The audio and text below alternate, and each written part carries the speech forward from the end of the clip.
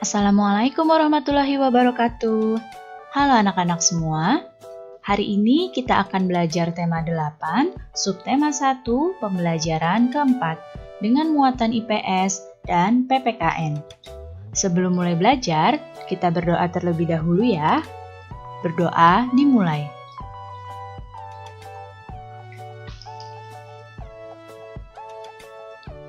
Berdoa selesai. Baik anak-anak, sudah siap untuk belajar hari ini? Kalau sudah siap, mari kita mulai belajarnya. Pertama-tama, kita akan mempelajari muatan IPS. Pada pembelajaran yang lalu, kalian sudah mengenal beberapa jenis usaha agraris. Apa saja ya jenis usaha agraris? Ya, diantaranya seperti pertanian, perkebunan, peternakan, perikanan, dan juga perhutanan. Nah, bagaimana ya dengan jenis usaha yang lain? Apakah ada? Tentu saja ada. Sekarang simak baik-baik ya penjelasannya.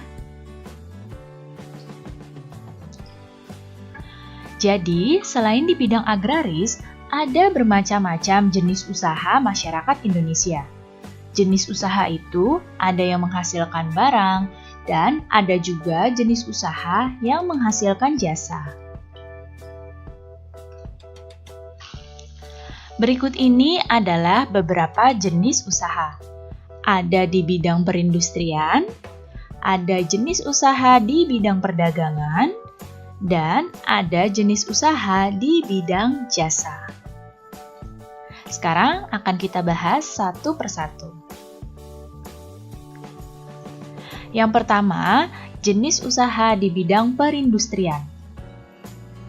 Industri adalah kegiatan memproses atau mengolah barang dengan menggunakan sarana dan peralatan, misalnya mesin. Dalam perindustrian ini ada beberapa jenis industri, yaitu ada yang disebut dengan industri besar.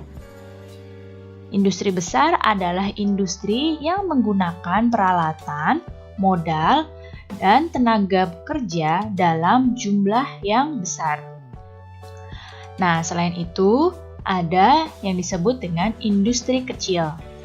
Industri kecil ini menggunakan peralatan, modal, dan tenaga kerja dalam jumlah yang lebih kecil.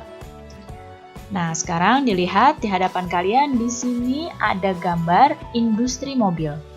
Industri mobil ini peralatan, modal, dan tenaga kerjanya diperlukan dalam jumlah besar, sehingga industri mobil ini masuk ke dalam industri besar. Dan ada di sini gambar lagi pengrajin mebel.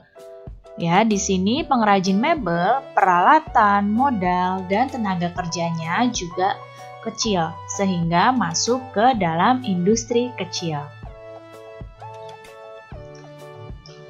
Berikutnya adalah di bidang perdagangan. Perdagangan adalah semua hal yang berhubungan dengan kegiatan jual-beli. Pedagang bisa disebut juga sebagai distributor, karena pedagang membeli barang dari produsen untuk dijual kembali. Tanpa adanya perdagangan, setiap orang harus memproduksi sendiri segala kebutuhan hidupnya. Nah, cukup repot kan? Nah, dengan adanya perdagangan ini, produsen menjual hasil produksinya pada konsumen yang melalui pedagang. Kegiatan perdagangan ini bisa dilakukan di pasar tradisional, bisa juga di pasar swalayan, di toko, di warung, ya.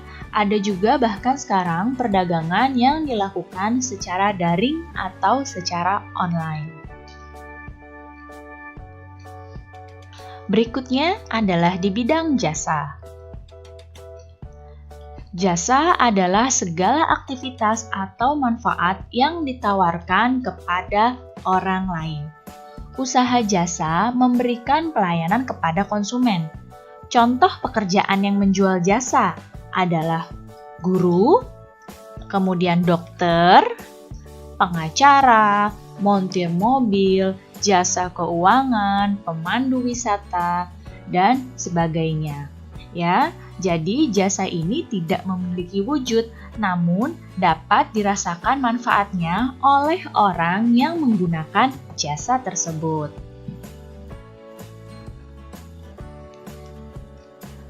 Keberagaman jenis usaha di Indonesia memberikan banyak manfaat bagi masyarakat. Dengan jenis usaha yang beragam, masyarakat dapat bekerja sama dalam memenuhi kebutuhan sehari-hari tanpa mengalami kesulitan. Sekarang kita akan mempelajari muatan PPKN. Kita harus dapat menghargai setiap kegiatan usaha yang ada di lingkungan sekitar kita, ya. Mulai dari usaha agraris atau usaha perindustrian, perdagangan, dan juga jasa. Kita harus dapat menghargainya, ya. Lalu, bagaimana ya cara menghargainya? Berikut ini adalah cara menghargai jenis usaha orang lain. Yang pertama adalah menumbuhkan persaingan usaha yang sehat. Kemudian, berikutnya, menghormati usaha ekonomi orang lain dengan tidak iri atas keberhasilan yang dicapai orang tersebut. Berikutnya, menjunjung tinggi setiap jenis pekerjaan yang dilakukan orang lain. Dan meneladani keberhasilan orang lain dengan sikap positif. Ya, jadi jika ini dilaksanakan, maka antara usaha yang satu dengan yang lain akan berjalan dengan harmonis. Baik anak-anak, cukup sekian ya penjelasan Ibu kali ini. Mudah-mudahan kalian paham dan mengerti.